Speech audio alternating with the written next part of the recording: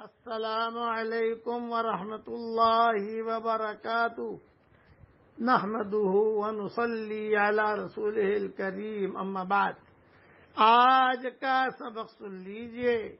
آج کے سبق کی سرخی ہے قرآن سے دوستی کیجئے، پارٹ نمبر 12۔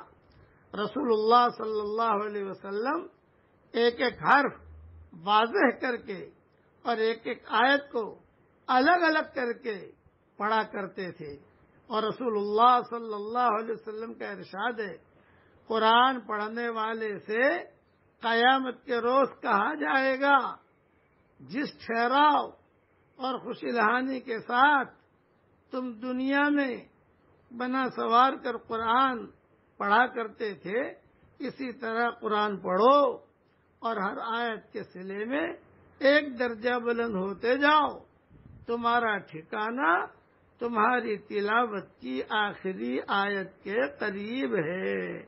ترمذی میں یہ حدیث ہے۔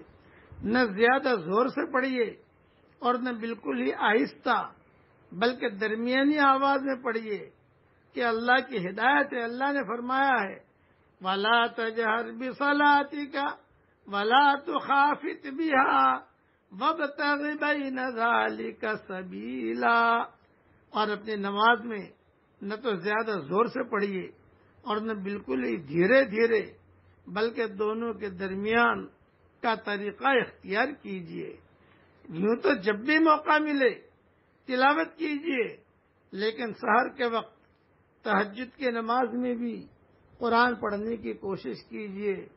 یہ تلاوت قرآن کی فضیلت کا سب سے اونچا درجہ ہے، سب سے اونچا درجہ ہے کہ تہجد کے وقت میں آدمی اور عورت جو ہے تہجد کی نماز میں قرآن شریف کی تلاوت کرے۔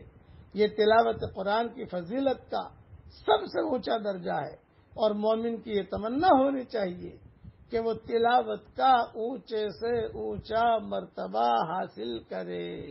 اللہ ہم سب کو عمل کرنے کی توفیق عطا فرمائے، آمین۔